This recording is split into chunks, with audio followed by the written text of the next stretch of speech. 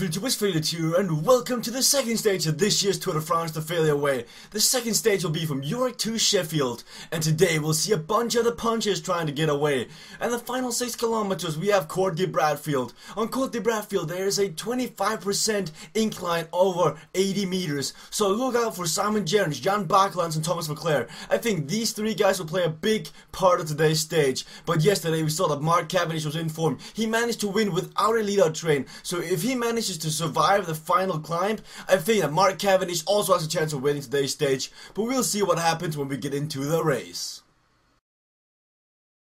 Welcome to the stage. Before I show you live images, I thought I should get you up to speed because there's been a lot of action so far in this stage. We started off in York, it was raining, it continued on from the first stage of the Tour de France, but that wouldn't stop Munard, Bata and Terame from attacking, but teams such as Belkin and Omega Pharma Quickstep wouldn't let them get away, and that created splits in the peloton. We had wind up to 50 on this stage, Sagan got dropped behind, so Omega and Belkin kept on pacing in the front, but we got up to the first mountain classification, and Munard was alone in the front getting 1 point.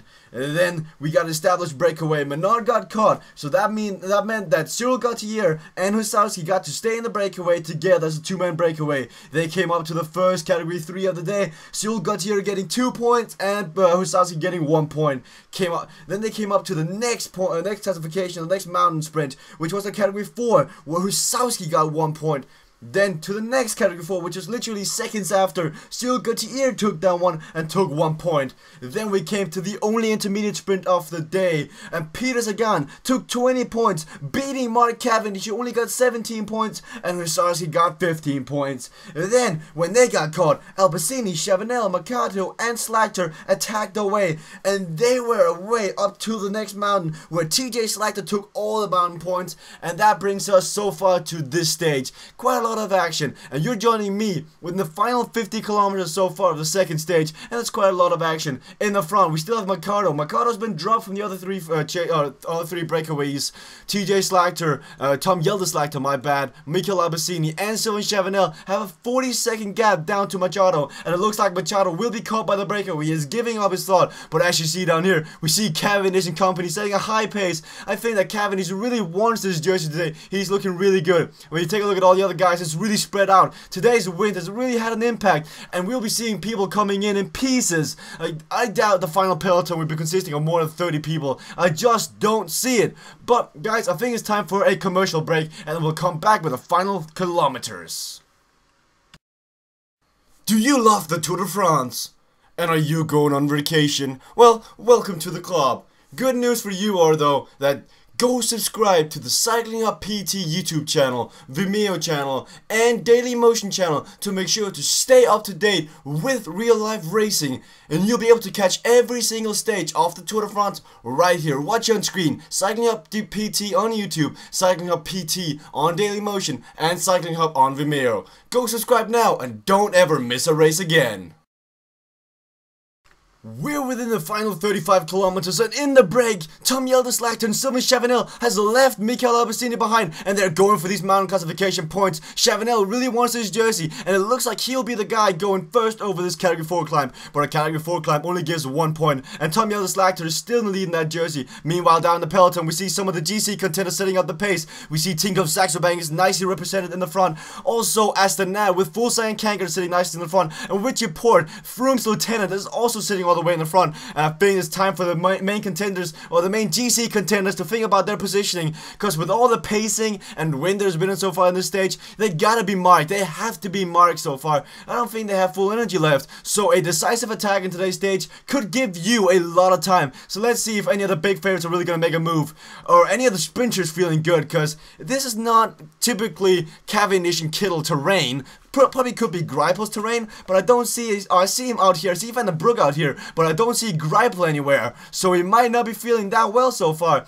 So I mean, this means that it's going to be to a puncher today. It's looking very good for the breakaway. I just don't see anyone pacing them down. Actually, I do. Tony Martin is getting to the front. The Panther wagon. If this guy gets to the front, I think the breakaway's days are over. Oh, we see attacks in the peloton. Visconti's trying to get away. Vauclair is trying to get away. So many people are trying to get away. We gotta see people starting to pace down the peloton. But Jan Bakelans is going away as well. They're not going for Cavendish today. They're going for Bakelans. They're giving up the yellow jersey, it seems like. It's going to be on another man's shoulder after this stage. But who? That is the question. Meanwhile, down the peloton, we see Tanel Kanker setting out the pace. Richie Porter is also nicely in the front. Fulsang, Scaponi, and Glinsky all sitting good. But in the front, it looks like the guy who crossed the line first was Sylvain Chavanel, getting another point towards that leader or the mountain classification. And they only have a minute 30 down to the peloton. And we see Galopin is trying to attack away. We see a lot of the punchers trying to get away. The pace has just been so high today that we won't see a sprint. We see all the punches going one by one by one. Yet we don't see a single GC guy going yet. But that's going to change on Cody Jenkins Road. That's gonna change, or it might even change now. It might even change now going over this climb, because this climb is kind of steep. We could see Contador, we could see a guy Contador move on this,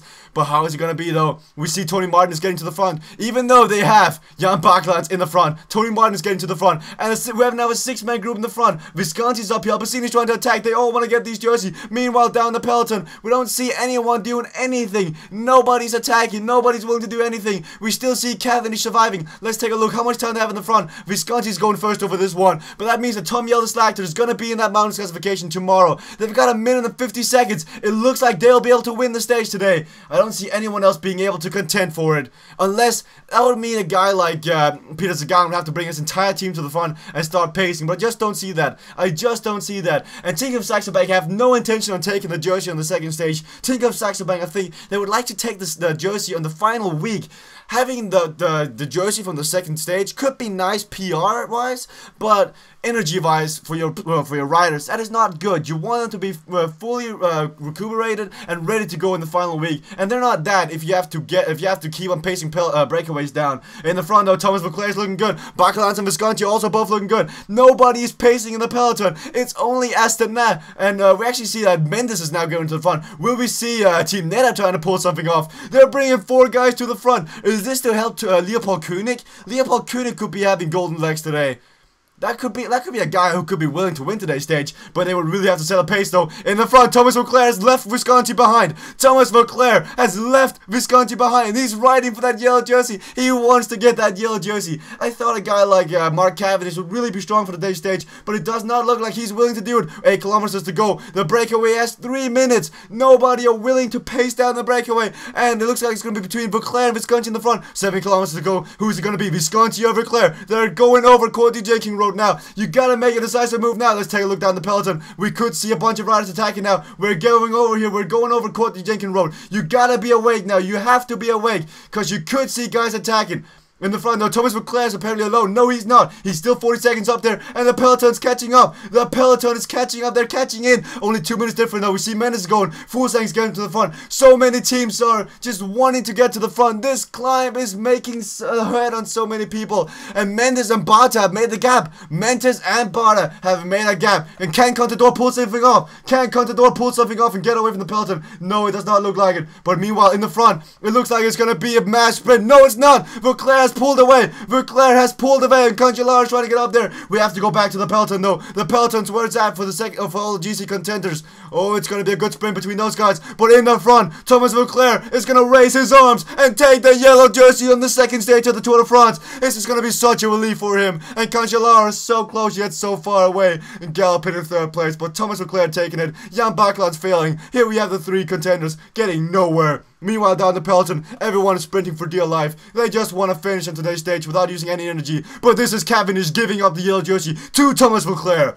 I would like to speak to the Europcar team boss after this. What a victory in such fashion. Thomas Vauclair really showed that he was the strongest in today's stage. And Mark Cavendish has to be really sad for not winning this stage. I mean, they played their odds and went for Jan Bakelans, but he looked pretty strong, and if the pace hasn't been that high the entire stage, I think the sprinters might have had a chance, but the wind and the pace really made a difference. Thomas Vauclair has to be so happy to be on the top of this podium. This has to be a relief. I spoke yesterday about Mark Cavendish having a relief winning that stage, but Thomas Vauclair hasn't done much in the Tour since he wore the yellow jersey for like 10 days in 2012, I believe it was, or 2011, and this has to be his day. Tony Galopin actually takes the yellow jersey. How? What? Who? Where? I am mind boggled. I thought that Thomas Vauclair was gonna have the yellow jersey, but no, it's gonna be on Tony Galopin's shoulder. I think I might have to talk. If I can't get a hold of Europcar's director, I'll get a hold of Lotto Belissol's director. Mark Cavendish lost the yellow jersey, but will be able to wear the green jersey for tomorrow's stage. Tomorrow's stage is going to be a stage that suits him. They're going to be riding in London tomorrow, and I know that Mark Cavendish has publicly said that he really wants to win that stage. He's been reconning it like no tomorrow. So if Cavendish doesn't win it tomorrow, I know he'll be sad. And we're going to see Tom Slagter in the polka dot jersey. I mean, this is probably, I doubt he's going to go for this. I think he was hoping for a stage victory, but at least he got something out of the stupid, crazy attack. And if only he could have followed Vauclair to the stage win. I know Vauclair might have wanted the yellow jersey, and I'm still trying to figure out why he didn't get the yellow jersey. Because I thought he would have gotten it, but he didn't. It's now on Tony Galopin's shoulder. And we're going to see Mikhail Kwiatkowski in the best young classification jersey, in the white jersey. It's probably going to stay on there for the rest of the tour. I don't see anyone that's going to be able to really take it off him, except Micah if something happens to Contador. Trek Racing Factory is going to be, Trek Factory Racing is going to be the overall team classifications leaders, and this is probably all they can do. I mean, except if Frank Schleck can go in the break and win a victory there, and get a victory like that, I really don't see them winning a stage. Cancellara got close today, and he might have to do this in stage 5 in the Ypres stage again, but I'll see you guys in the studio. That was quite the stage. We didn't see any GC contenders attack, but we did see quite a lot of punchers. We saw Albacini, Tom Slagter, Tony Galopin, and Jan Bakelans, and most importantly, we saw the stage winner, Tommy Vauclair. But I managed to catch Mark Surjan, the Lotto Belso sports director, after the stage.